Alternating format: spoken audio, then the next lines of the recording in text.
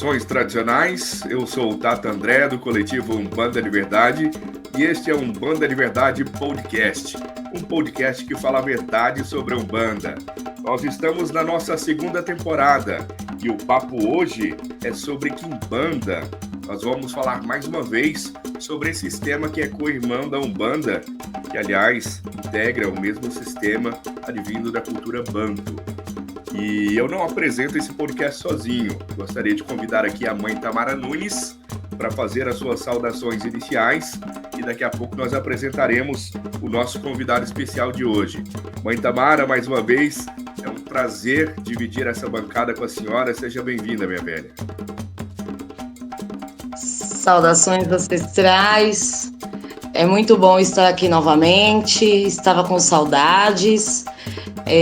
Falaremos hoje sobre o encontro, né, do que chamamos de macumba.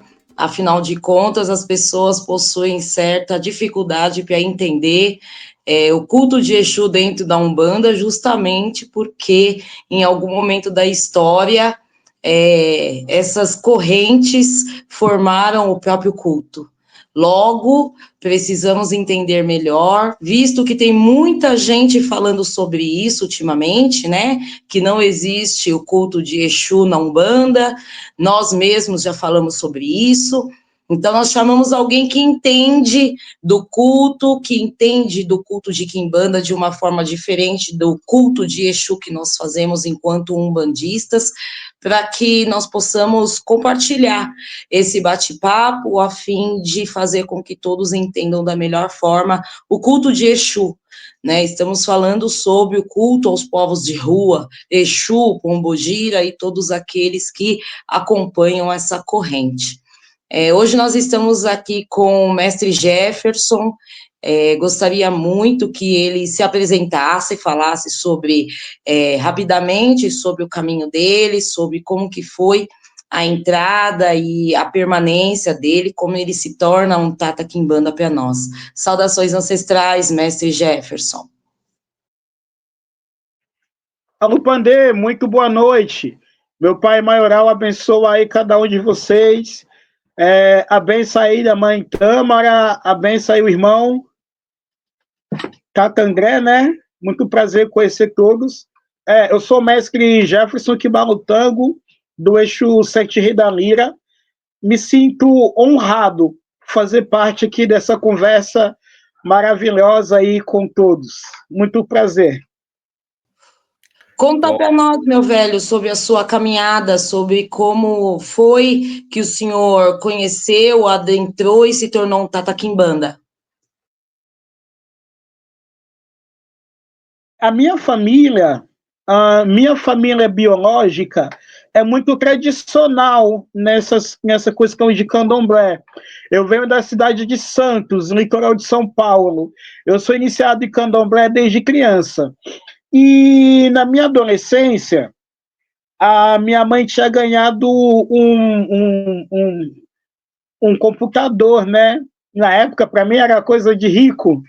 Aí a gente teve acesso à internet, da época da banda larga. E eu sempre cresci ouvindo, escutando, né, que havia uma religião chamada Quimbanda. Eu nunca entendi. A gente que nasce de candomblé tem o costume de dizer que nós somos de Queto puro. Então, quem é de Queto puro não tem Exu, não tem Pombagira, não tem baiano, essas coisas. Eu cresci assim. Dado o momento da minha adolescência, eu estava procurando macumba no YouTube, isso em 2008.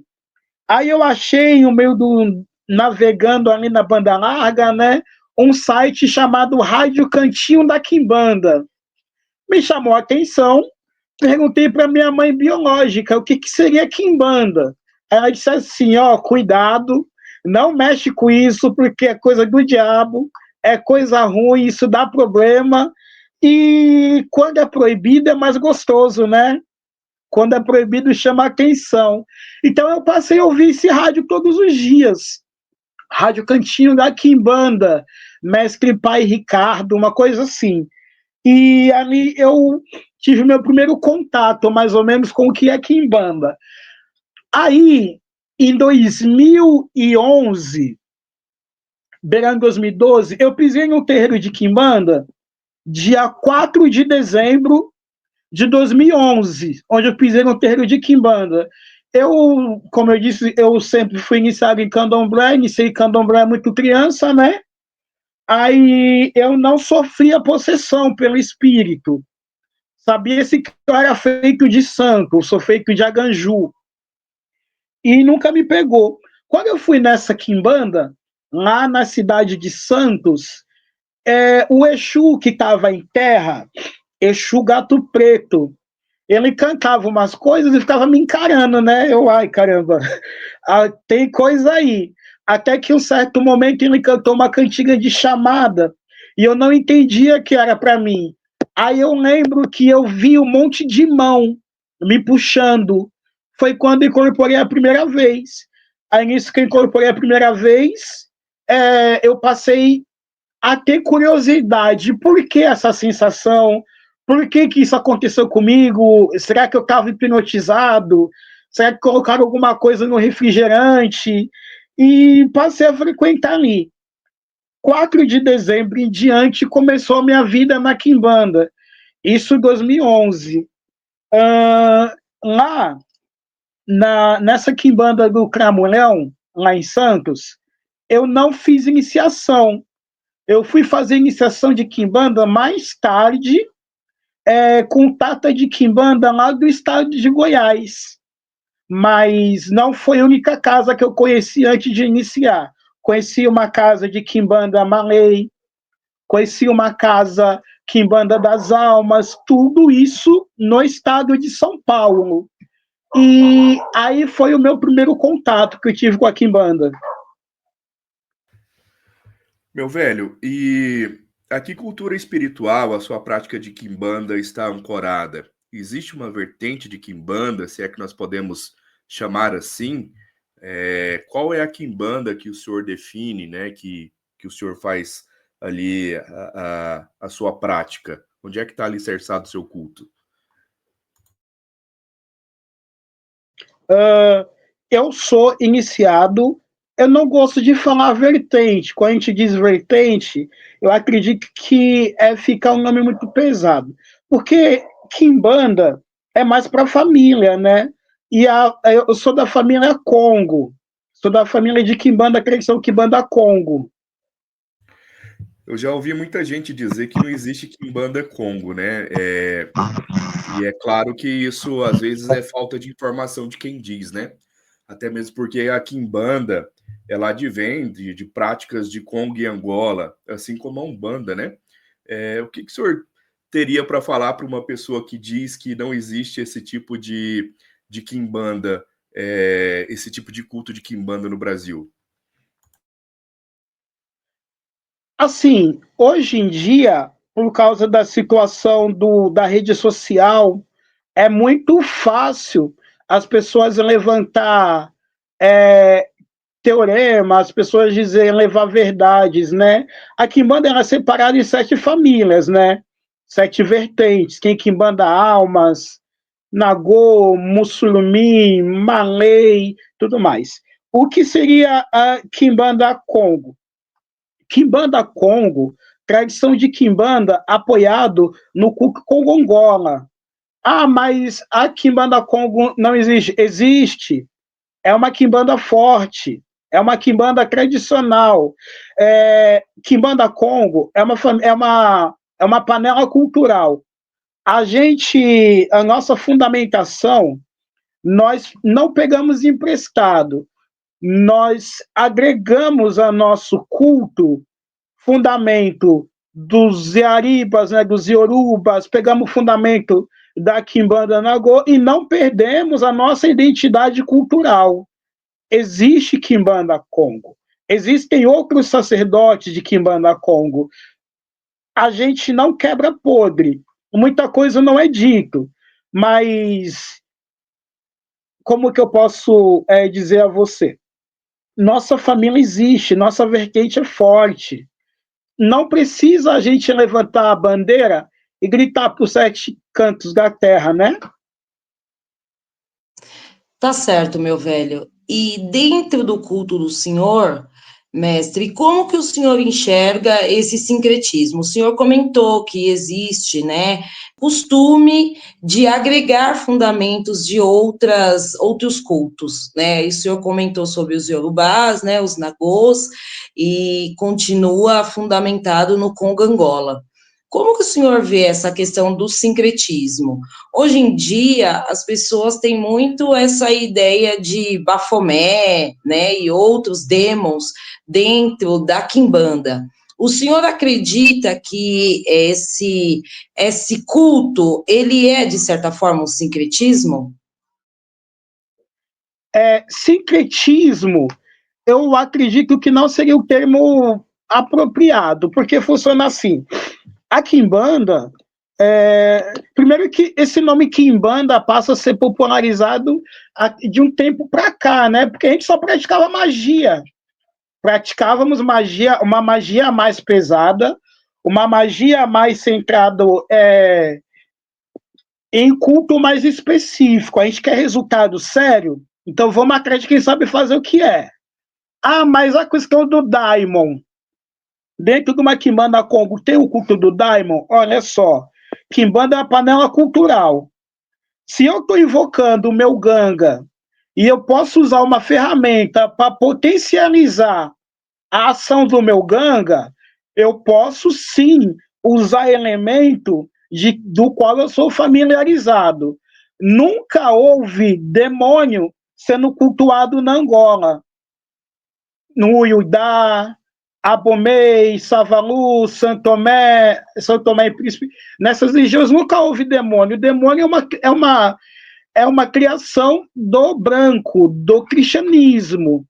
Só que, enquanto no Brasil, quando esses negros que já praticavam magia, poxa, os caras foi pego lá do outro lado do continente, foi abominável a forma como eles trouxeram nossos ancestrais, os nossos irmãos.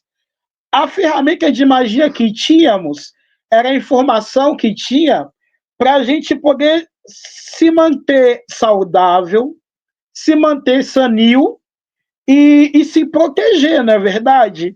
Só que nesse inteirinho de continente africano até chegar aqui no Brasil, poxa, a gente não é burro, a gente aprendeu o que o branco está cultuando. E se o branco está cultuando uma divindade que ele tem medo, então eu vou pegar uma divindade minha e não vou rebatizar. Ah, o que é isso que você está cultuando? Pô, isso daqui é Cariapemba. Não sei o que é o diabo, é o demônio. Cuidado com ele, hein? Cuidado com ele. Quando chega esse século XX, século XXI, o que acontece? O sincretismo não é nosso, mas houve necessidade do homem branco dizer assim, ó, o que eles estão cultuando ali é divindade do meu culto, é divindade do zoroatrismo, é divindade do cristianismo, da escrigueria, e foi vindo. Como a Quimbanda, ela é uma panela cultural, eu preciso dessa energia para me ter resultado na minha vida. Se você está falando para mim que se eu for cultuar o Bafomé, isso vai garantir que o meu comércio tem uma frequência de prosperidade, isso vai garantir que a minha vida, a minha saúde vai ser bom, então eu vou usar elemento do seu culto. Nesse bate-papo, nós podemos reconhecer vários nomes, né? Como Cariapemba, Inganga. Nós, do coletivo Umbanda de Verdade, nós gostamos muito de chamar os ancestrais, os espíritos que manifestamos de Inganga, porque a gente sabe que as pessoas têm uma visão muito deturpada de quem é o Exu hoje, né? Sempre tem essa visão de que o Exu é aquele que foi batizado, né? Que não que era pagão, que foi batizado, que foi coroado, e nós fazemos de tudo para quebrar esse padrão, para mostrar que o Inganga é aquele mestre, aquele conhecedor da magia, conhecedor da milonga, né, de tudo o que faz com que a nossa cultura seja tradicional, que seja perpetuada aqui. É muito bom a gente poder ouvir o senhor nessas questões e poder entender de que, na verdade, por inteligência, o nosso povo passa a utilizar a tecnologia ancestral do outro, né? O conhecimento espiritual do outro. E sim, nós concordamos com o senhor quando a gente diz que em muitos momentos os nossos Inganga foram comparados com o diabo justamente para que ele possa nos proteger e afastar essas pessoas que tentaram em vários momentos impor o cristianismo a nós, né, porque se é um espaço, né, de macumba, onde está o diabo, dificilmente aquele que é cristão quer se aproximar. Então, é justamente o que a gente sempre quis, né, nós e os nossos antepassados, que é cultuar os nossos ancestrais, os nossos espíritos, os nossos Ingangas em paz, sem a interferência de ninguém para determinar se nós estamos certos ou errados, né, e isso é muito bom, muito feliz de ouvir isso, visto que é sempre muito difícil a gente entender a Quimbanda e justamente dentro dessa desconstrução que nós estamos fazendo no coletivo Umbanda de Verdade. Eu vou passar a palavra para o meu irmão, André.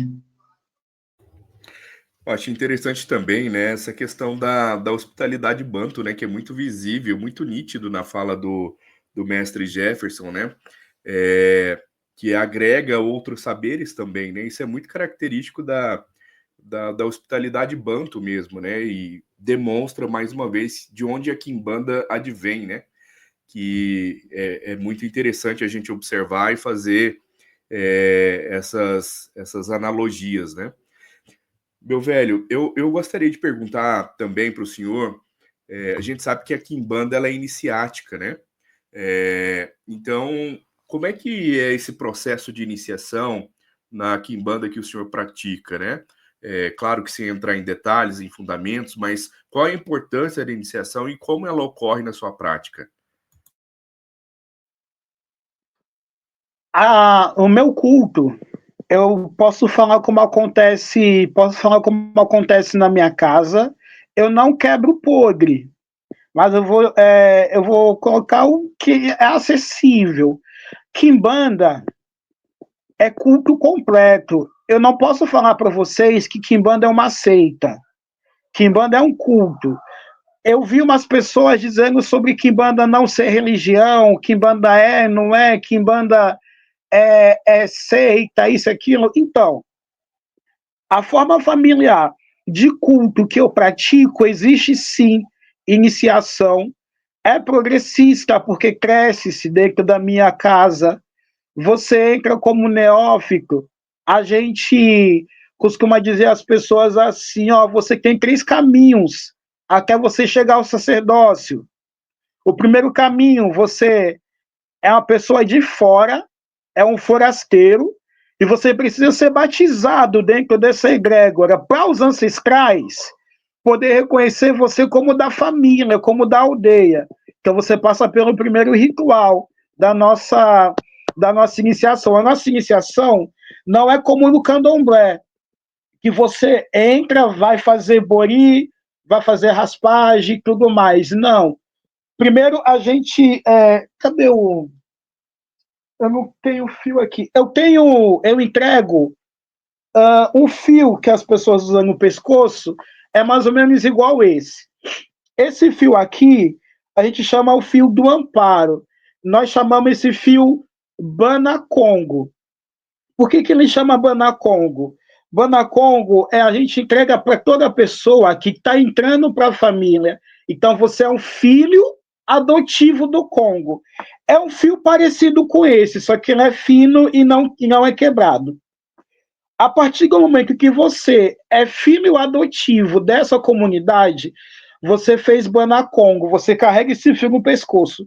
Todo iniciado da minha família, iniciado por mim, pela minha mão, recebe Banacongo como primeiro estágio. Você não pactuou. A nossa visão de pacto não é como o homem branco vê, eu fazer pacto para ficar rico, ou fazer pacto para dar sangue. Calma, é devagar. Pacto é aliança. Você tem certeza que você quer ser dessa família? Então, você vai passar por uma sequência de rituais. É um tanto alegórico. Passa por um tal caminho, em algum momento você não está vendo o que está acontecendo com você, você bebe alguma coisa que você não sabe o que está bebendo, você carrega algo na mão. O que, que você coloca na mão? Será que é vela? Será que é uma tocha? São todos sequência iniciático. De final, é firmado é firmado um acordo entre homens, entre você, que está entrando para a família, e o ancestral daquela casa. A partir do momento que você coloca na Congo no seu pescoço, você é filho adotivo dessa família. Aí você tem que criar raiz entre nós. Você tem que ser sangue do meu sangue, aonde você recebe outro fio, que também não é esse, é que eu não estou 100% preparado. Mas enfim, vamos lá. Aí você recebe outro fio. A importância desse fio, ele é de identificação. De acordo com aquilo que o membro da minha casa tem no pescoço, quem conhece nosso culto sabe se ele está chegando agora, se ele já é considerado feiticeiro de quimbanda, se ele já é um tata de quimbanda, se ele já é mestre de quimbanda. Júnior, oi? Tá aí? Daqui, seu Banacongo. Aí, quando você recebe o segundo fio, o menino foi pegar o Banacongo para me mostrar para vocês. Aí você recebe o segundo fio, aí você é identificado nessa família. A partir do segundo fio, você ainda é filho adotivo. Mas você é o filho adotivo do qual? O ancestral já sabe quem você é. O ancestral já pode dizer seu nome. Quando você passa pela a terceira ritualística, aí você é abraçado. Esse é fio Banacongo.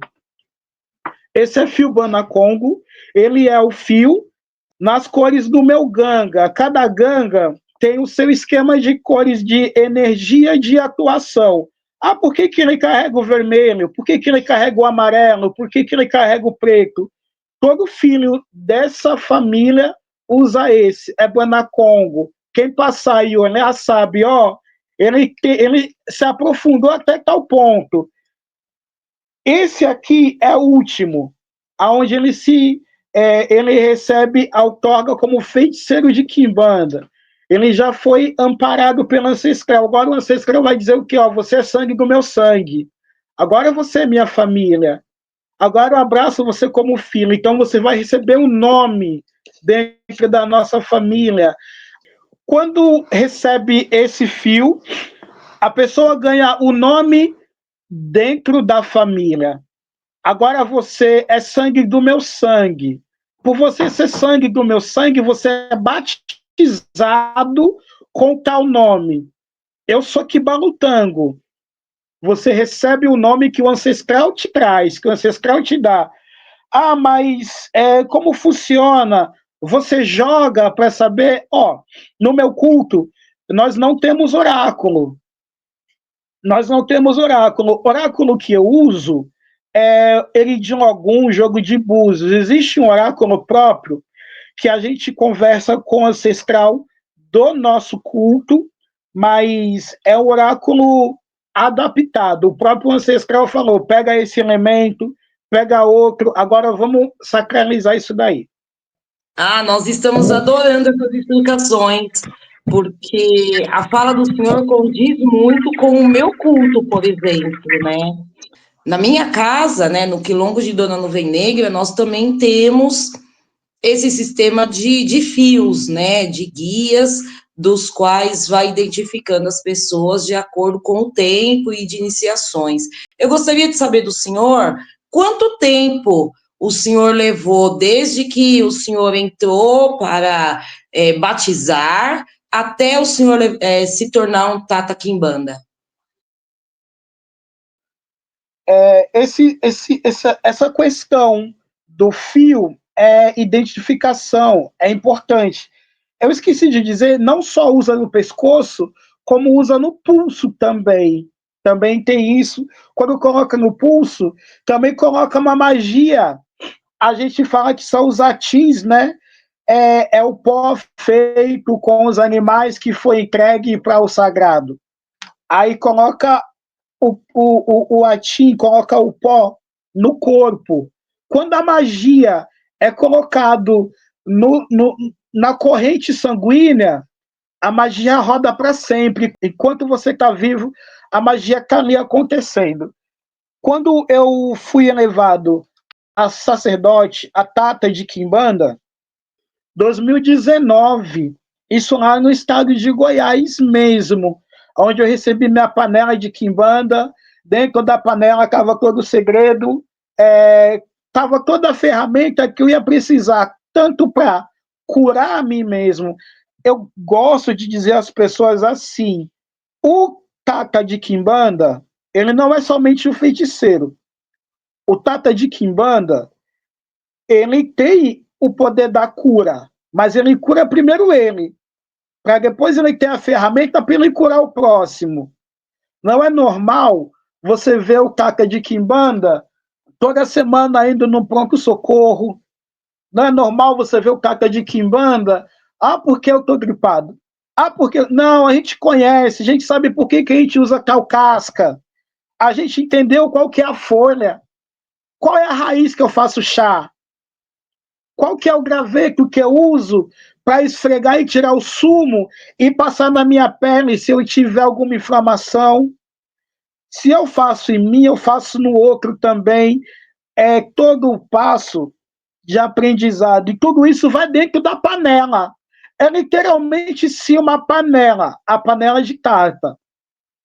Nessa panela eu recebi toda a ferramenta de magia, como também toda a ferramenta que eu ia precisar para praticar o meu culto. Ganha-se a faca. Tem faca que a faca dentro do meu culto é muito importante. Tem faca que eu uso para imolação de animal. Tem faca que eu uso para buscar folha. Tem faca que eu uso para batismo. E tem a faca que eu recebi quando nasci. Tem iniciado, que a gente vê que ele tem tombo por sacerdócio. Se ele tem tombo por sacerdócio, peraí, deixa eu fazer um ritual aqui em você, eu vou te dar autoridade para você poder ter mão de corte. Essa mão de corte não é porque você vai sair e vai cortar a torta e a direita, não. Coloca ali no seu cunda, porque na hora certa tu vai usar. Essa faca nasce com você, e essa faca, através dessa faca, vai nascer o teu filho também. Quando eu subi para Tata de Quimbanda, foi 2019, se eu não me engano, onde eu subi para Tata de Quimbanda. Isso foi no estado de Goiás, em Anápolis. Toda a magia que a gente faz de Quimbanda é divisor de águas em nossa vida. Porque Quimbanda é energia muito denso. Não é como você fazer culto do orixá, porque o orixá, ele completa você. O orixá, ele te dá uma percepção de mundo. Só que o Ganga, ele te dá a realidade. O Ganga derruba a máscara dos seus olhos. O Ganga mostra para você assim, você vai nesse caminho, peraí, meu velho, esse caminho pode não ser bom. Esse pessoa que você está falando com você não é bom. O Ganga mostra. Quando nós fazemos a nossa pactuação para Tata, nós reverenciamos o Kakanzi Mubungula. É divindade importantíssimo dentro do nosso culto ancestral. Por que é importante? Ele o Yoruba costuma dizer que é o polipom. O que é o polipom? A pele dele é vermelha. Mas a pele de Lucacanzi é vermelha não é porque ele é do mal. É vermelho cor do sangue. o teu sangue é vermelho, o teu osso é branco, o teu cabelo é preto, a cor é importante, está dizendo a magia, o vermelho é a vida, o vermelho é a paixão, a energia que compreende a nossa egrégora espiritual quando a gente sobe para cá, é uma energia vermelha que envolve a gente. Quando eu levantei para a Tata de Quimbanda, eu tive muita mudança na minha vida, mas também tive muita mudança na vida das pessoas que já estavam comigo, porque eu já era babalorixá quando eu subi a Tata. A gente fica observando o senhor falar, né? E é uma aula muito grande aí que a gente está podendo participar e presenciar. Antes de fazer a próxima pergunta, eu gostaria só de explicar aí aos nossos espectadores, aos nossos ouvintes, que o Tata Renato não pôde estar conosco hoje, né, nesta gravação desse podcast, devido a problemas particulares, mas no próximo episódio ele retorna com a gente. E nós somos o coletivo Umbanda de Verdade, sempre nós três, mas hoje, por forças maiores, Tata Renato não pôde estar acompanhando aqui esse bate-papo. Mestre Jefferson, dentro desse mesmo tema que o senhor estava falando, eu gostaria de lhe perguntar, o senhor também é iniciado para o Candomblé, disse que é babalorixá também, e como é que é conciliar o culto de Quimbanda com o Candomblé? É possível? Um culto interfere no outro? Conta pra gente como é que é isso na sua vida. Meu irmão, funciona assim, um culto não agride outro, mas existem certas restrições. Quimbanda é noite, né? Quimbanda é noite. Quando eu falo assim, que a gente está cultuando o Ganga, você não vai colocar o Ganga durante o dia para receber uma emolação animal. A Quimbanda, ela não agride nenhum culto. Mas o culto do orixá é diferente do culto da Quimbanda. Não tem como colocar no mesmo barracão fundamentação de Quimbanda com fundamentação de orixá, porque um pode queimar o outro. Como numa casa que você cultua orixá e você não tem o Inlei Boacu, você não tem o Lessem, você vai colocar o Kunda do seu Ganga e ali tem elementos que queima. Orixá é vida, Quimbanda é culto à morte. Você está cultuando mortos que proporciona a vida. Eu não trago dentro do meu culto, olha só, eu costumo dizer para as pessoas assim, é Exu e Pombagira, é Exu e Pombagira. Maravilha. Só que você não vai entrar dentro do meu terreiro e você não vai encontrar um tranca-rua das almas. Você não vai encontrar uma Maria Padilha. O meu Exu, eu digo para as pessoas, eu sou do Exu 7 da Lira. Exu 7 da Lira, eu estou falando de uma forma simplificada para as pessoas entenderem. Mas dentro de casa ele é Tata lasquimbando.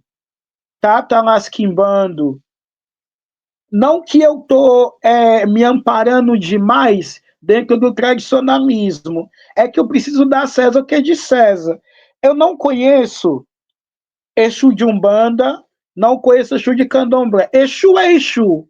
Ele não tem bandeira. Exu não tem bandeira. Como é que eu vou falar que o Exu do Candomblé é mais fraco que o Exu da Umbanda?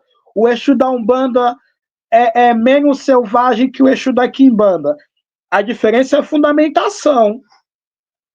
Na tua casa, eu posso comer arroz com feijão. Na minha casa, eu como bisteca, eu como ovo. Na tua casa, você pode me chamar de Jefinho. Na minha casa, eu sou o Jefferson. Então, dentro da nossa família, bem como o neófito, né, o iniciante ali, o azense, ele tem ele recebe a digina dele, o ancestral dele, o tranca-rua, o sete cruzilhada, ele também desperta a ancestralidade dele também, mesmo ele sendo espírito. Ele recebe a doutrina, Aí ele vai, na sua família risca ponto? Sim, sim, tem umas inscrições que ali ele coloca elemento de atuação dele. Ali ele explica, ó, eu coloquei tal elemento por causa disso, tudo mais. E nesse momento ele vai dizer, ó, dentro dessa família meu nome é tal. Perfeito, meu velho, perfeito. Então, a fala do senhor vem mais uma vez de encontro ao que pensamos, né? Quando o senhor diz que não existe um Exu de Quimbanda, um Exu de Umbanda e um Exu de Candomblé. O que muda é a fundamentação. Quando o senhor fala dessa fundamentação, estamos falando de menga, de sacralização, porque muitos umbandistas são contra a sacralização, principalmente esses umbandistas que seguem uma umbanda mais cristã, uma umbanda mais kardecista. Quando estamos falando de uma umbanda mais pé no chão, que é o caso da nossa, né, da qual a gente fundamenta os nossos inganga, os nossos povos de rua, com a sacralização, isso quer dizer que nós estamos mais próximo de um culto do qual o senhor entende como quimbanda, ou mesmo assim, sendo umbanda, é muito difícil entender o Exu de umbanda com sacralização. O que o senhor acha sobre isso? Mãe Tâmara, eu tenho uma filha aqui em casa, ela é Mama Nengue Nengue, é um cargo ligado à godia, né, à preparação da comida. E ela me questiona muito, porque ela vem da Umbanda, né? Eu não posso me adentrar no que acontece dentro de uma Umbanda, por quê? Porque eu não passei pela Umbanda, eu nasci em Candomblé. Eu não entendo muito de Umbanda, aquilo que eu sei é um monte de branco lá que fica girando com prego no pé e coisa, então eu não entendo muita coisa, eu não me aprofundei nisso. Dizem para mim que na Umbanda não mata bicho, mas na minha quimbanda não mato bicho. Não, não, não. Na minha quimbanda, eu sacralizo aquele animal. Eu vou fazer aquele animal se tornar sagrado. Quando eu pego o pocó, eu vou dizer ao pocó, porque o pocó é vivo. Eu não vou colocar uma faca na mão de qualquer um. Eu não vou ofender o pocó, porque eu posso pegar o pocó aqui e colocar na mão de um desavisado, e às vezes eu estou desavisado e ele corta meu pé. O pocó é vivo. O pocó é vivo. Eu posso fazer assim. Como que acontece? Eu não sei como que é na Umbanda. Respeito, respeito porque é culto e merece ser respeitado.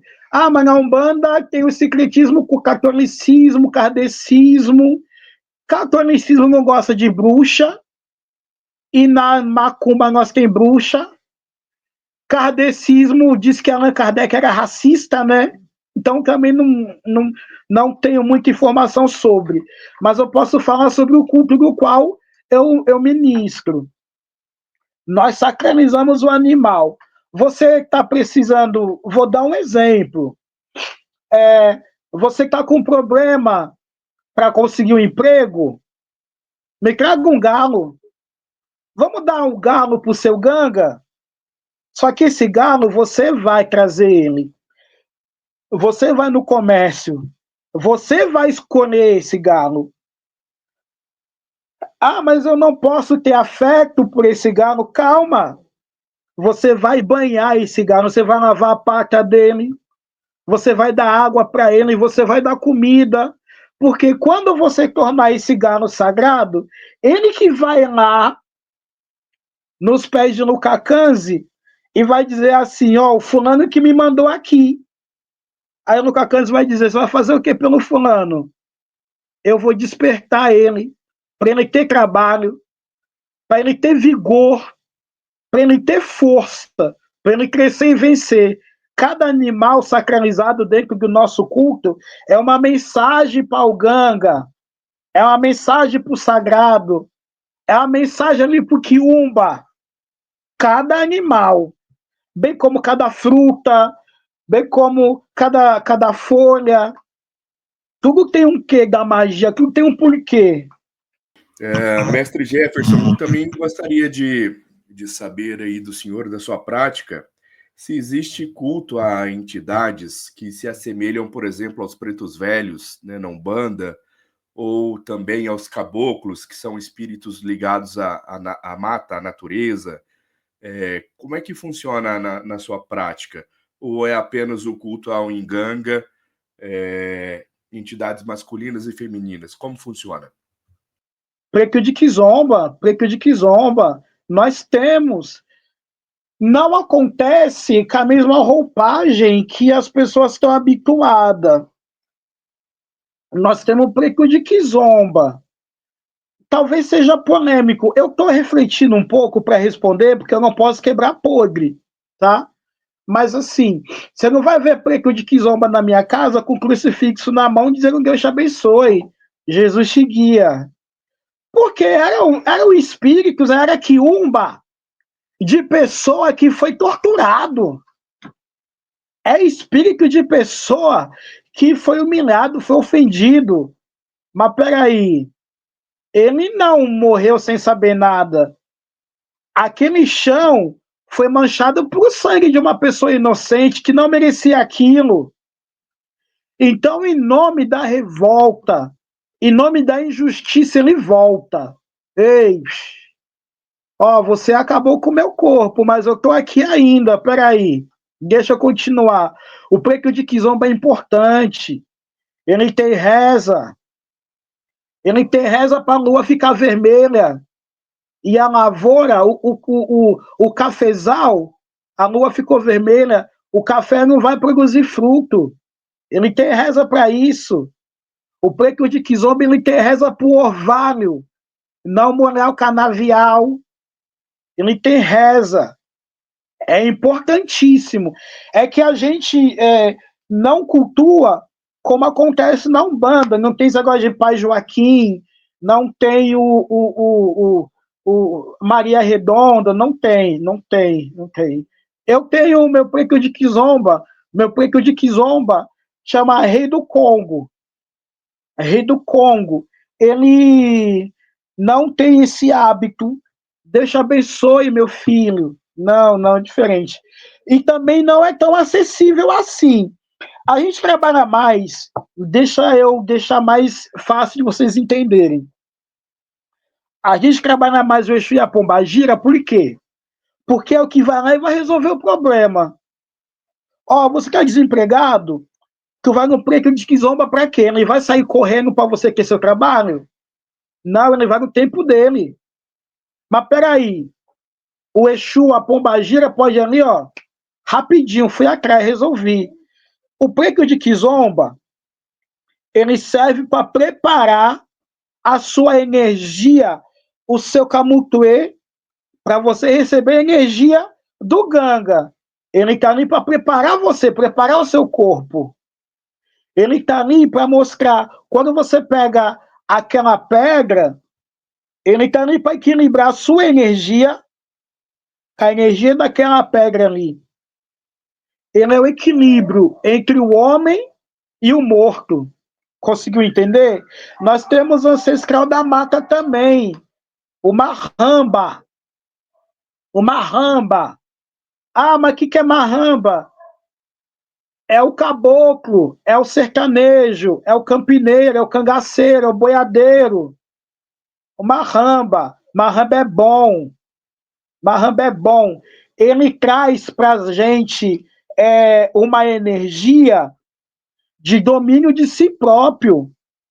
O mesmo Marramba, que estava montado no cavalo, tangendo não sei quantos boi, tocando boiada, é o Marramba que vai pegar você. Você tem uma vida leviana, peraí que eu vou pegar o corpo dele, e ele vai tanger ele mesmo, para ele ser um exemplo na sociedade.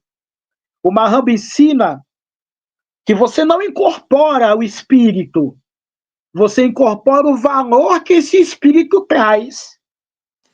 Ai, perfeito, meu velho. Muito bom ouvir o que o senhor está dizendo, porque converge muito com o que falamos, com a importância do preto de Kizomba, como o senhor diz, que é aquele que organiza, que dá caminho, né, que dá todos os elementos para que a gente possa evoluir, e muito mais o Mahamba, né, inclusive eu e o Tata André estávamos falando sobre isso há algumas semanas, da importância, né, desses espíritos e do quanto...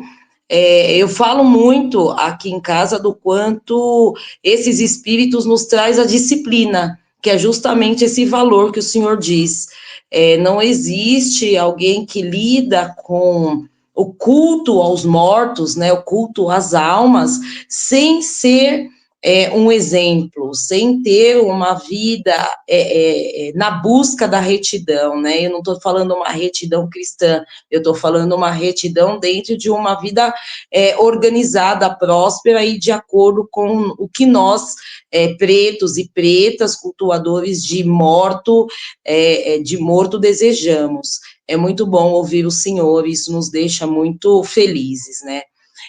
Mestre, eu queria falar um pouco, e aí a gente foge um pouco do nosso script, ao culto ao Egungun, porque eu sei que o senhor é um exímio cultuador de Egungun. Sobre o Egungun, né, fantasiado, né, eu não posso quebrar podre.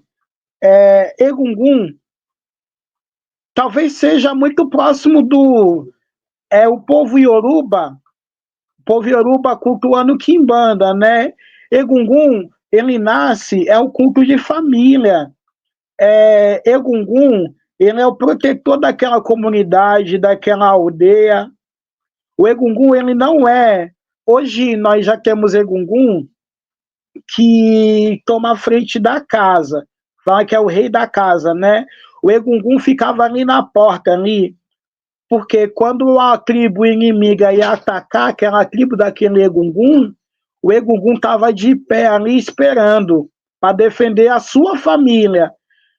É o pai de alguém, é o avô de alguém, é o primo de alguém, o tio de alguém que morreu, teve seu culto como deveria ter tido, e se levanta ali, tá lá, é família, Egungun é família. Aqui no Brasil, né, tem muito aquele tabu. Você não pode mexer na roupa, porque senão você morre. Eu não sei. Quando eu vejo Egungun, nossa, eu amo Egungun, eu bato cabeça, eu peço benção, eu quero que ele passe o pano na minha cabeça, quero que ele passe aquele pano nas minhas costas, eu quero que ele me abençoe. Mas não pode tocar, não. É que tem pequenos tabus, né? A gente tem que respeitar, eu não quero podre. É muito importante o culto de Egungun. Toda casa de candomblé deveria ter Egungun assentado, deveria ter o seu Lessem ali, porque é um culto que completa o outro. Orixá é ancestral, Egungun é pai e mãe. Quem é que nessa vida não tem um avô, não tem uma avó, não tem um querido que vence a morte para dizer assim, eu morri, mas eu gosto muito do Joãozinho, então vou abençoar ele. Egungun é isso, Egungun é bom, Egungun é tão legal, é bom cultuar Egungun, ele conheceu o dinheiro, ele conheceu o desejo, ele conheceu o amor, ele conheceu o respeito. Esses são ferramentas que Egungun pode dar. Mestre Jefferson, nós da Umbanda, nós enfrentamos um momento muito difícil, que é a invasão do nosso culto por pessoas brancas. E isso não seria um problema se as pessoas brancas fossem respeitosas. O problema é que essas pessoas se apropriam do culto da Umbanda e começam a distorcer e apagar esse culto. Então elas ressignificam e muitas vezes elas mercantilizam o culto, elas vão viver disso, vão vender uma cultura que é preta e explorando, obviamente, o poder de capital que elas têm. O senhor enxerga esse movimento também na Quimbanda ou é diferente? Eu não posso falar muita coisa da Umbanda, né? Porque eu não nasci na Umbanda, eu não frequentei Umbanda, eu não sei como funciona na Umbanda. Mas assim, em Candomblé, O meu pai de santo é negão, né? Sobre o comércio, tudo mais, o branco é muito capitalista, sabe? Eu sou um cara, eu atendo pessoas gregos e troianos, tá? O valor do meu jogo é X. Você bateu na minha porta. Ô, mestre, eu preciso que só jogue o buzo pra mim. É tanto o jogo. Ah, eu não tenho esse valor. Você veio aqui na minha porta, o seu Ori te trouxe até aqui, eu vou jogar para você. Ah, eu preciso fazer meu santo. O seu Ori trouxe você até mim, eu vou fazer seu santo. Ah, mas eu não tenho dinheiro, peraí. Tem tantas pessoas na casa, um pode dar um bicho, um pode dar um grão, um pode trazer uma bebida, o outro pode ceder o carro para levar para a maca para fazer ritual. É que o branco, ele é capitalista, né? Ele também é dominador. Eu gostaria muito que esse pessoal branco entrasse para a religião do indígena e fizesse a mesma coisa que faz com o nosso culto, né? Tudo eles querem botar ouro, tudo eles querem botar preço, tudo é um baile de fantasia, né? É um baile de fantasia. Então eu não me vejo nessa. Tanto que as pessoas nem me veem assim, visitando macumba, essas coisas. Eu sou mais fechadão, eu sou bem na minha, sabe? Porque tem coisa que não cabe, né? Não cabe. Eu vejo pessoa colocando um fio no pescoço e ninguém sabe por quê. Ah, vou colocar o Rungev. Sabe botar o Rungev? Mas da onde veio a sua mãe? A sua mãe é filha de quem? E eu não estou falando de mãe de santo, eu estou falando mãe espiritual. Não vamos esquecer que o orixá é DNA. Chorou, chorou. Ejebalé a caraó, chorou, chorou. Ejebalé a caraó. O que eu estou falando? Tá vendo? Então tem coisa que não dá, né?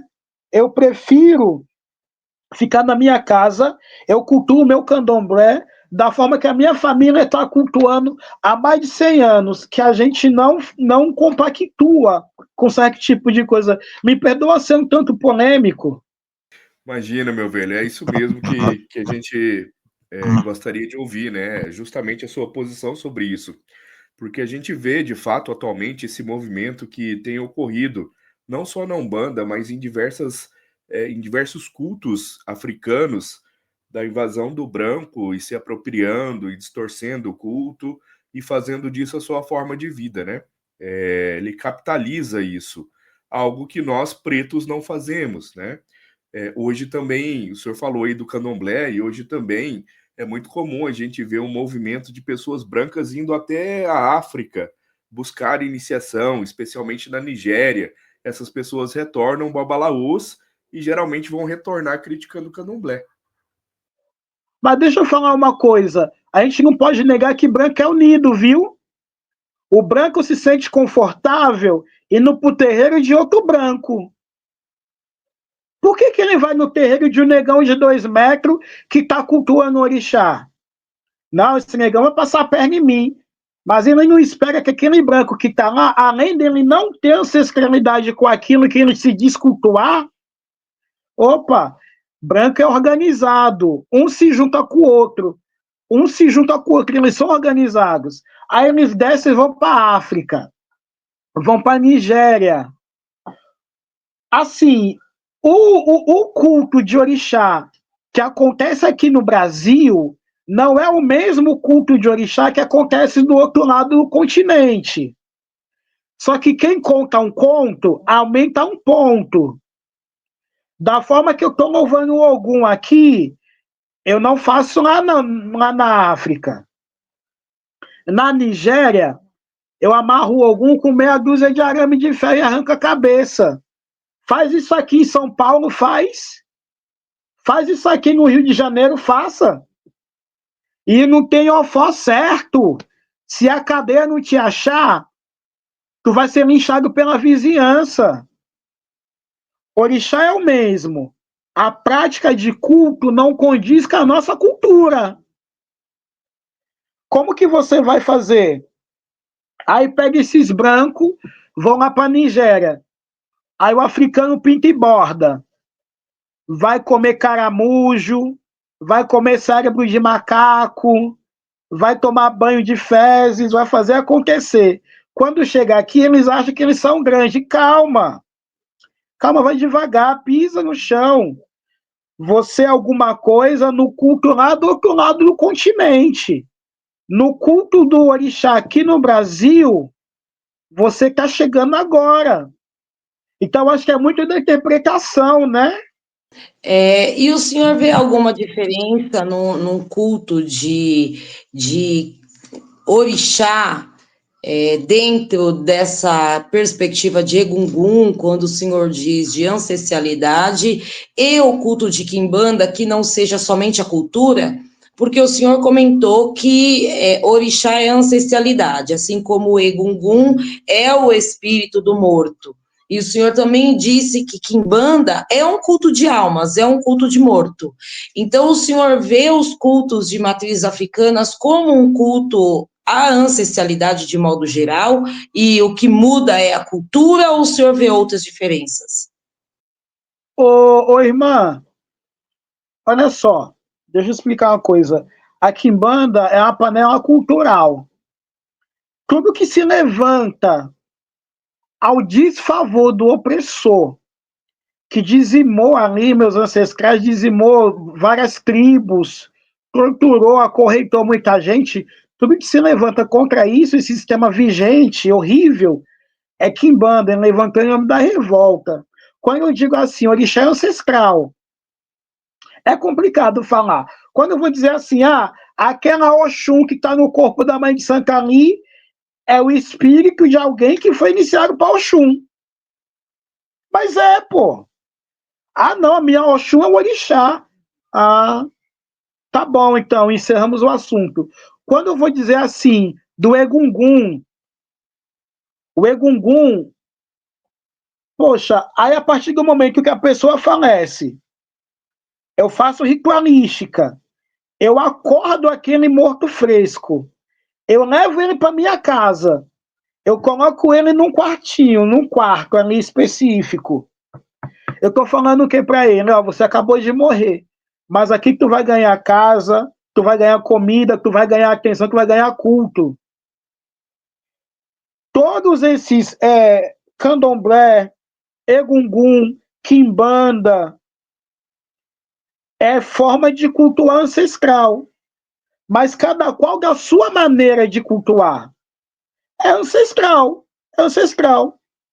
Será que você não me garante que a sua pombagira, será que não era sua avó, sua prima, sua tia? É ancestral nosso. Não é gente de longe, não, é consanguíneo. Consanguíneo. É sangue do meu sangue. Olha aí. Olha aí. É que cada aldeia, cada tribo teve a sua forma de esclarecimento sobre cultura ancestral. Tem tribo em África que uma vez no ano levanta aquele cadáver da sepultura, coloca na mesa e fala: vamos comer com mamãe. Tem. Bem como eu já participei de ritual aqui, agora eu estou no estado do Rio de Janeiro. Eu já participei de ritual que coloca na mesa as roupas do falecido, a foto, coloca um copo com água, coloca uma vela, vamos festejar, porque hoje ia ser o odum de vida de tal pessoa. É culto, é ancestral. O que me garante que aquele Exu ali, aquele Exu, não é o pai daquele médico que morreu. É ancestral. Porém, o que acontece? Cada tribo, cada aldeia viu uma forma de praticar aquele ancestral. E aquele ancestral se permitiu.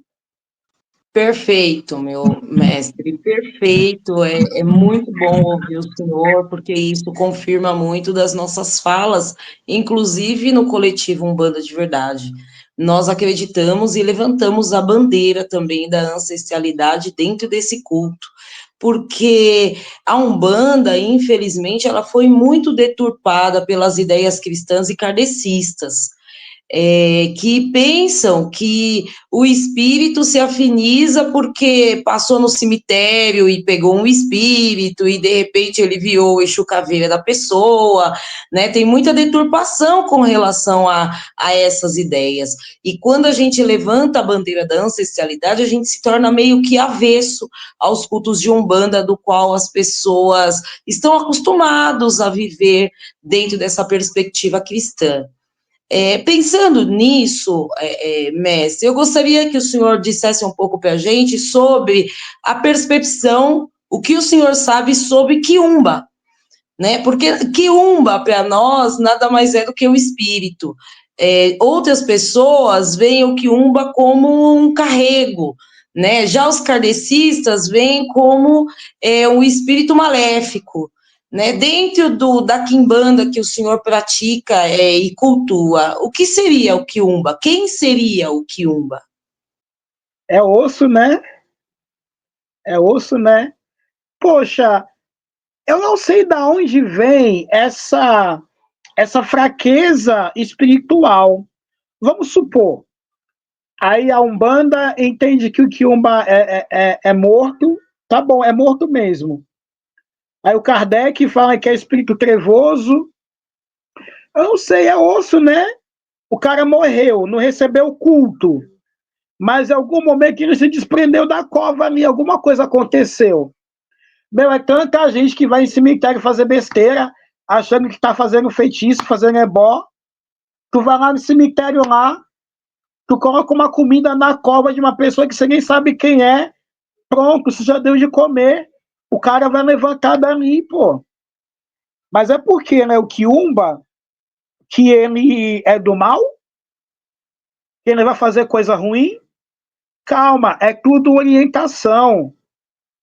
O quiumba também vai entender, um momento, ele vai entender que se ele se associar a alguém e os dois se beneficiar, vai ser bom para ele.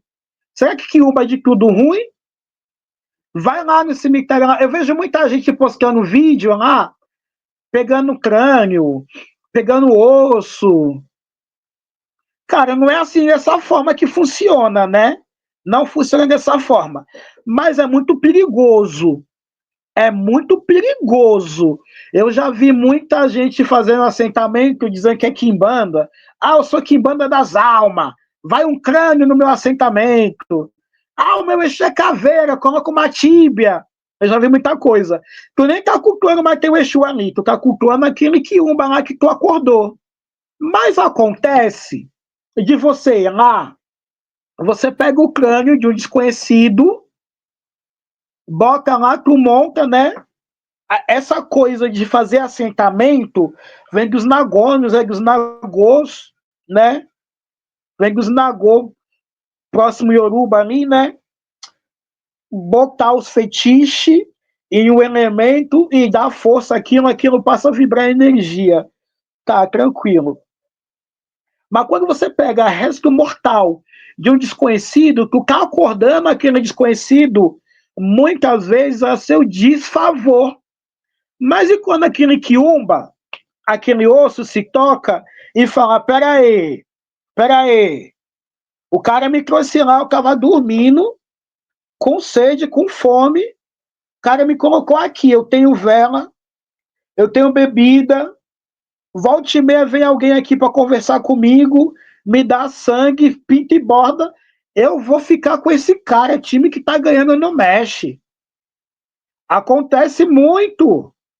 Eu mesmo já fui iniciar gente que na hora de levantar a pessoa para fixação de quimbanda, fazer a plaquização lá, risca seu ponto aí, meu velho. Ah, riscar o ponto, mas eu não tenho ponto para riscar. Opa, peraí, como é seu nome? Ah, meu nome é Zé Pilintra. Não, seu nome. Ah, era João Paulo. Pô, é o quiumba.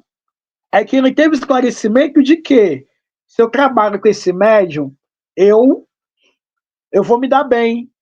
Se a gente for seguir a rota natural das coisas, tu coloca o médium no terreiro, a zingoma come. A Engoma come. Mas por quê? Porque ela tem uma magia para acordar aquele ancestral que está dormindo dentro de você. Como se você tivesse ligação direta com o teu ancestral mais esclarecido. Então a Engoma ali, ó. Por que que na mão do Kakashi-Karungoma vai um corte específico e vai um pozinho de alguma coisa?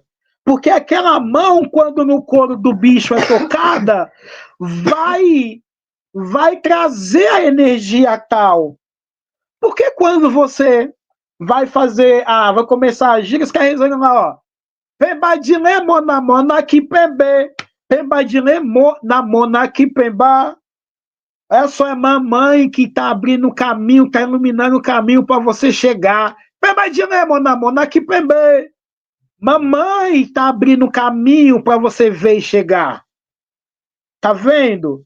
Vai pelo certo, acorda teu ancestral.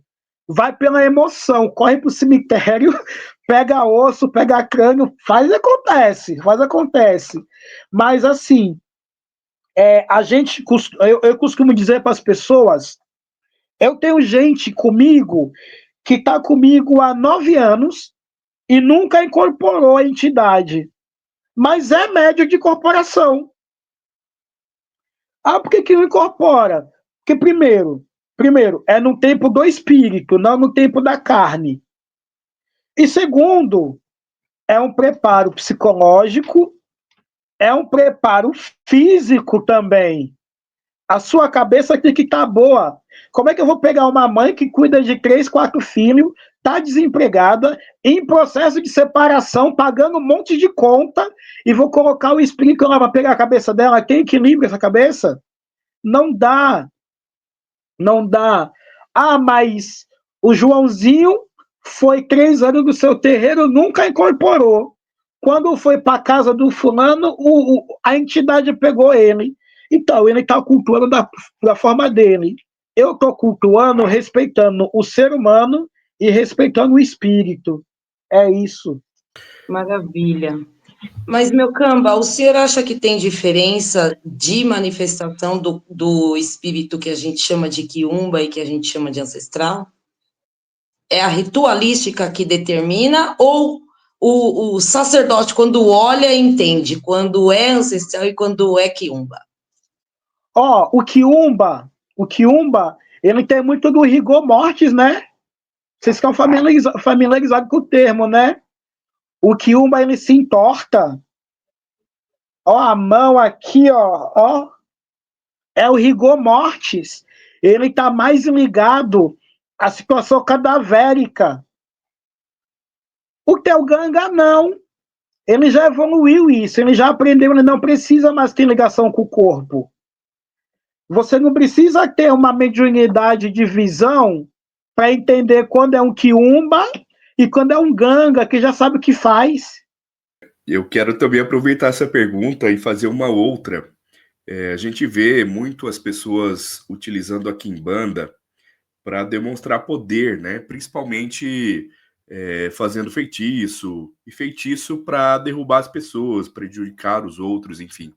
Como é que o senhor enxerga essa questão do mal, dessa personificação do mal? Existe isso na quimbanda ou não? A quimbanda, ela tem essa lógica de fazer o mal para as pessoas, ou o mal ele é relativo? Como é que a gente pode entender essa questão dentro da quimbanda? Sobre feitiço, é bem vivo, né? Existe. Inclusive, a gente tem feitiço que a gente usa o Deus do nosso opressor contra ele, né? Existe. Eu não posso quebrar podre, mas existe. É que as pessoas têm muito a ideia, né, daquela lógica cristã, né, principalmente da moral cristã, e também da personificação do mal em cima de uma figura do diabo, né? Mas é importante entender que todo culto de matriz africana ele não se apoia nessa moral cristã, né? Ele não tem essa concepção de mal que as pessoas criaram a partir do pensamento branco sobre a nossa cultura, né? Por isso que eu fiz essa pergunta para o senhor. Então, não existe essa moralidade, nem na quimbanda, nem numa umbanda de verdade que a gente pratica. Então, a quimbanda, ela é amoral. Amoral. Funciona assim. Se você me der um tapa na minha cara e eu não merecer, eu vou jogar um tanque de guerra em cima de tu, meu amigo. Não mexe comigo, não.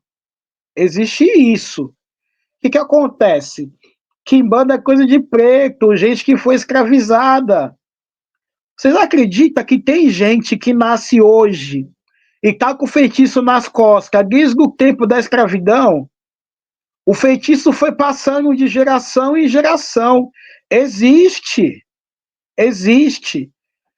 Tem o feitiço do santo do pau oco. Eu coloco o feitiço dentro do santo e fica aquela família lá, ó, acendendo vela, colocando pão, colocando vinho, colocando fruta. Mal sabia eles que estava dando força para o próprio mal na vida deles. Existe isso, hein? Existe. Ah, mas quimbanda não cultua santo? Cultua. Santo católico? Claro. Eu cultuo o Deus do meu opressor contra ele mesmo. Mestre, o senhor acredita que esses feitiços colocados, né, que vão passando de sangue, né, entre gerações, eles podem ser quebrados com a própria quimbanda? O culto à quimbanda consegue diagnosticar esse problema entre os seus e quebrar esse feitiço, ou é algo que vai perpetuar enquanto tiver força? Porque eu entendo que tudo passa pelo sangue, né? Não só as coisas boas, como as coisas ruins também. Estamos falando do feitiço. Isso pode ser quebrado? Eu costumo dizer para as pessoas, mãe Câmara, que a partir do momento que eu vi o problema, eu detectei o problema. Eu já posso mudar. Eu só preciso conversar com o ancestral certo para resolver aquele problema. Vamos supor, teve um elemento na história do Brasil que era uma condessa, né? Que ela foi vítima de feitiçaria. E tanto que essa feitiçaria que jogaram nela foi tão intensa que virou até um ditado, né? Uma chacota nacional até hoje, que é o caso da Maria vai com as outras. O que enlouqueceu ela foi feitiço. E esse feitiço foi passando de um para outro e foi indo. A partir do momento que eu entendi que o que está causando essa adversidade na vida do meu consulente é a feitiçaria, eu posso mudar. Eu posso conversar com o ancestral, eu posso tirar aquele infortúnio. Lógico que sim. Tudo que foi dado pode ser tomado. Mestre, o que o senhor enxerga, o que o senhor pensa sobre o embranquecimento da quimbanda? Assim, Quimbanda é um culto família, né? Fala muito de Quimbanda, mas esqueceram do Canjerê, do Alufá, né? Das cabula carioca, né? Esqueceram, né? Não é só Quimbanda que faz o mal, não, que faz o bem também. Mas assim, é que o homem branco é muito articulado. Eles são muito unidos, né? Eles são muito unidos. Então, quando eles querem uma coisa, eles querem chegar, eles querem ser liderança, eles querem aprender, eles se dedicam, né? Eles se dedicam. A pessoa de pele branca tem família. Às vezes a família tem uma condição específica e eles estão entrando, né? Fazer o quê? Eles só não dão certo na religião indígena, porque o indígena mata, né? Exatamente, nós temos aí alguns estudos que dizem que a consagração da ayahuasca, por exemplo, foi liberado pelos indígenas justamente para que eles passassem a se intoxicar com essa medicina, né? Tem livros que falam sobre isso, e essa recriação da consagração da ayahuasca vem justamente para mostrar para o homem, os descendentes dos colonizadores, o quanto isso é maléfico para eles, né? Os povos indígenas, eles têm inteligências e medicinas e tecnologias fantásticas, assim como nós, né, filhos da terra-mãe, nós temos também. A diferença é que nós fomos escravizados numa terra que não era nossa, e aí as coisas ficavam muito mais difíceis para nós, né? Porque o indígena foi escravizado dentro da terra dele, se reconstituir dentro dessa sociedade não foi tão difícil. Claro que os povos indígenas sofreram demais, ainda sofrem hoje a marginalização social, mas eu entendo que numa comparação, né, que na verdade nem deveria existir, os povos africanos sofreram muito mais, porque além de perder as suas identidades, além de ter que brigar, lutar para fazer, conservar a sua cultura, ainda perdeu a sua terra, né? Eu me vejo como uma mulher africana nascida fora de África. Hoje mesmo eu recebi uma mensagem de um pseudo-cultuador, né, que me perguntou o porquê que eu não vou morar na África.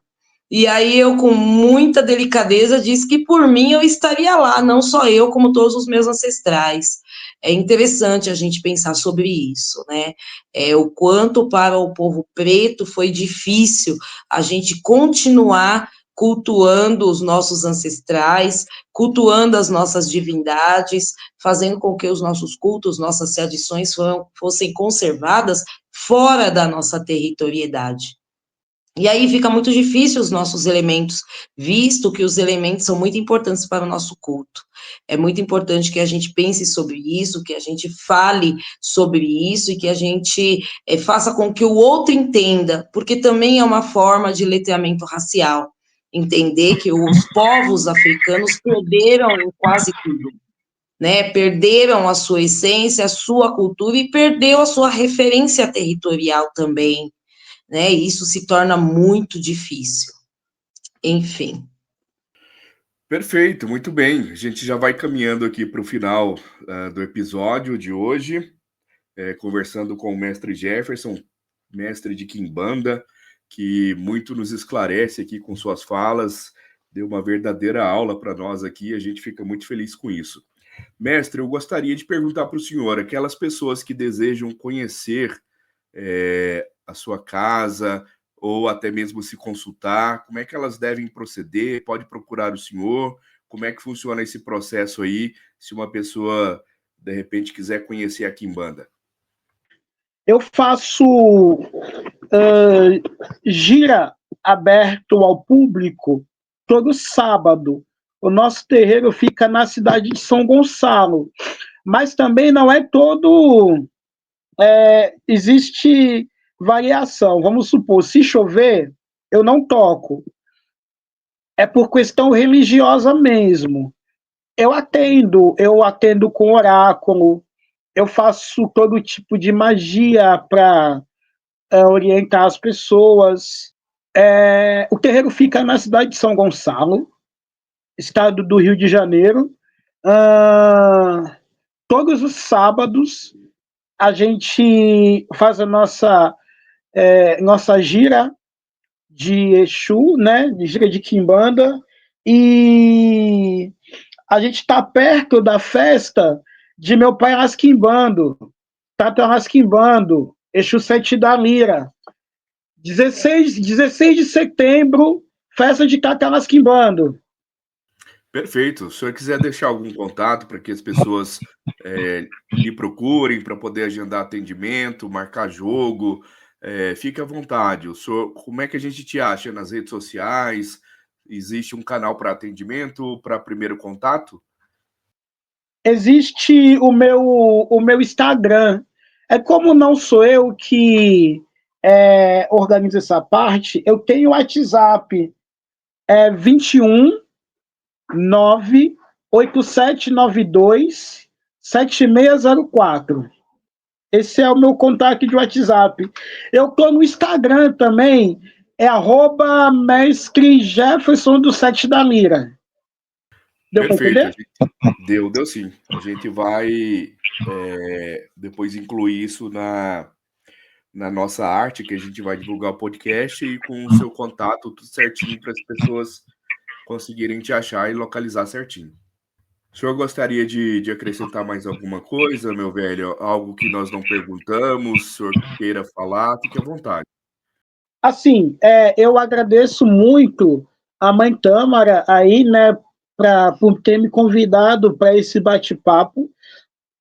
Assim, eu sou o tipo de feiticeiro que eu prefiro me reservar, porque assim, a nossa atualidade, eu vejo que a gente está vivendo uma fase da espiritualidade um pouco difícil, né? As pessoas faz da religião, não só do candomblé, da umbanda, mas também da quimbanda, não é filosofia de vida, é ganho de dinheiro, né? Então fica muito difícil a gente poder esclarecer outras pessoas. Quando diz assim, ó, eu sou mestre de quimbanda, o povo já olha para minha cara e já fala, caramba, é cheio de dinheiro. Gente, ele cobra caro para fazer iniciação, para fazer feitiço. Estamos vivendo uma época que eu me sinto incomodado.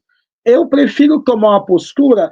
Muita gente me convida para ser dono de podcast, para participar de podcast e visitar terreiro, fazer iniciação. Quimbanda é um culto meio fechado, né? Não é para todo mundo. É para quem é sangue mesmo.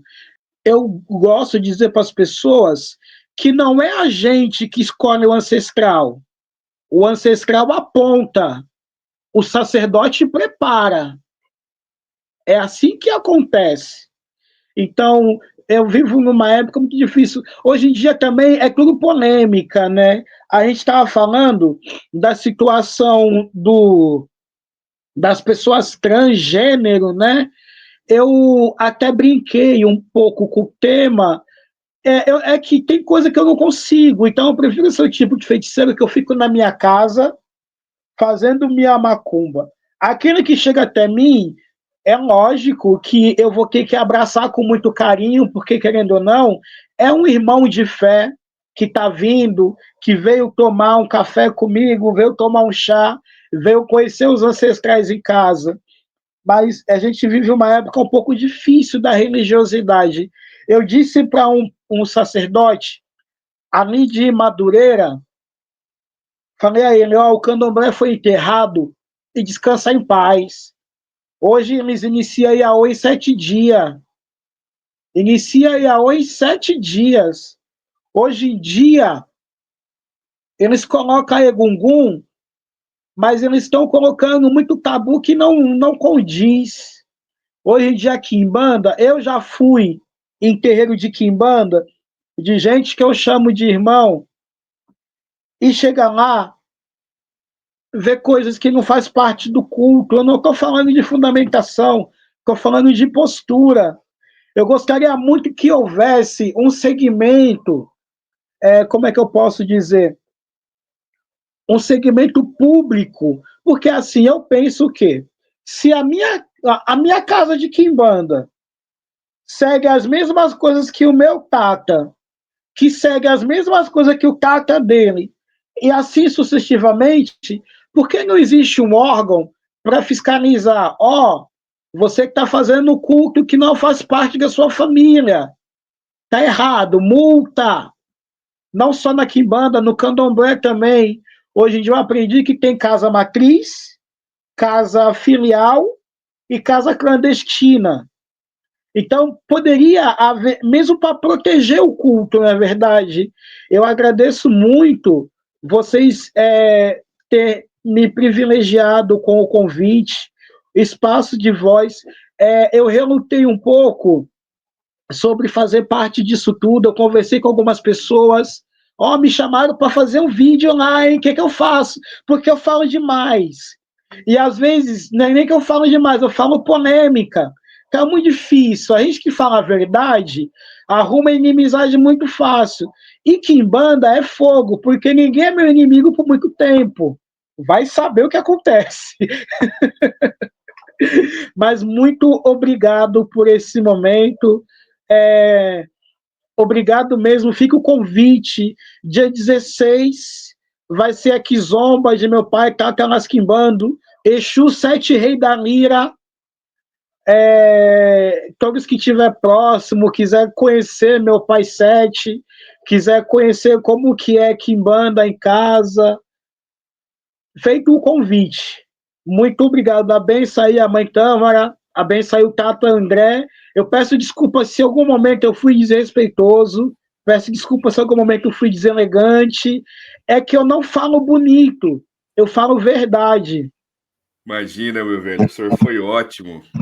Nós é que temos que agradecer por o senhor ter aceitado o convite aqui do Coletivo Umbanda de Verdade, através da mãe Tamara. Nós ficamos muito felizes em poder receber o senhor aqui nesse espaço.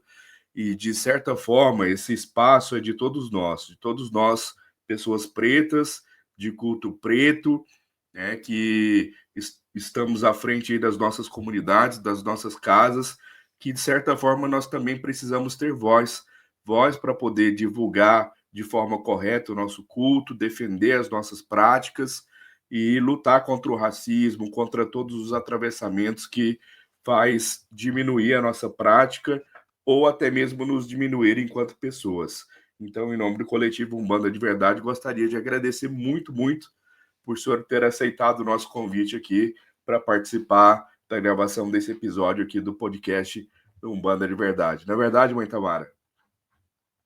Exatamente, meu camba, mestre Jefferson, muito obrigada pela presença. É uma alegria dialogar com o senhor, ouvir o senhor falar, porque o senhor tem, dentro do culto do senhor, provas de que, de fato, a família da qual a gente pertence. E eu quero dizer para o senhor que não só eu, como o Tato André e o Tata Renato, nós também nascemos de famílias voltadas à religião, nós nascemos dentro dos terreiros, somos crianças, adolescentes e hoje nós somos adultos, sacerdotes, nascidos dentro dos nossos terreiros, e em muitas falas do Senhor a gente se reconhece, porque as nossas famílias só moram em locais separados, mas a nossa prática, ela prova que ela é ancestral quando o Senhor diz coisas que na nossa filosofia de vida e na nossa prática também existe, é normal e é corriqueiro.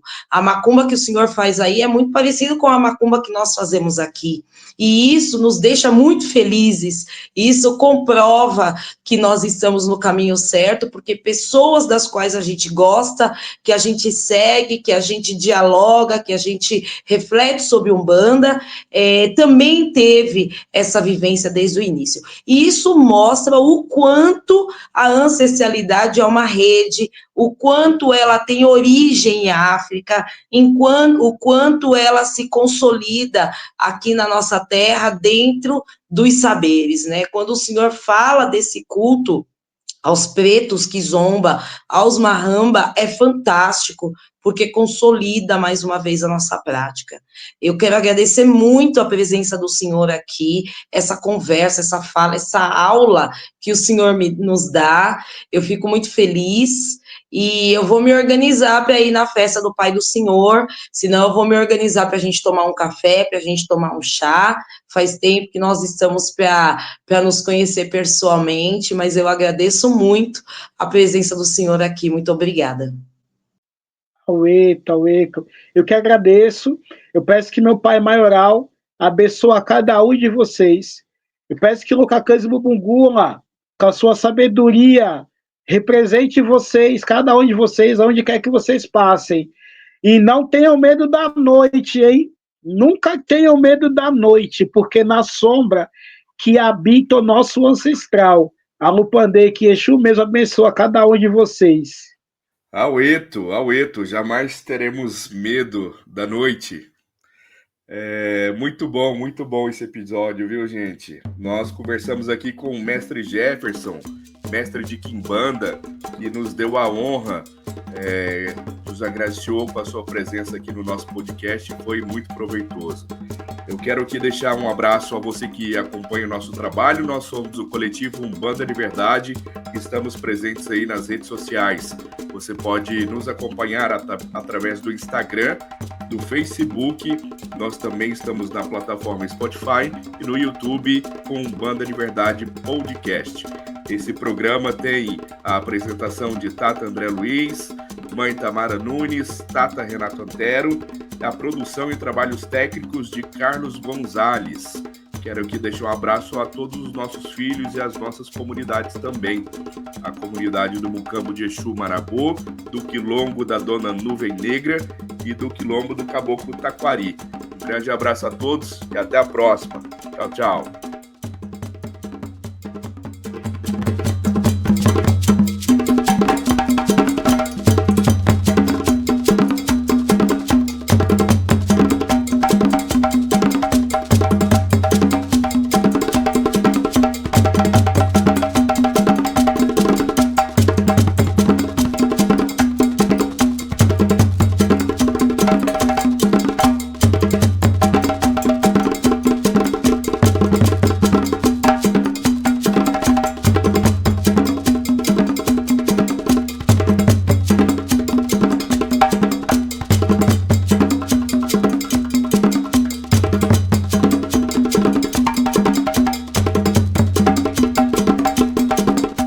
Umbanda de Verdade Podcast.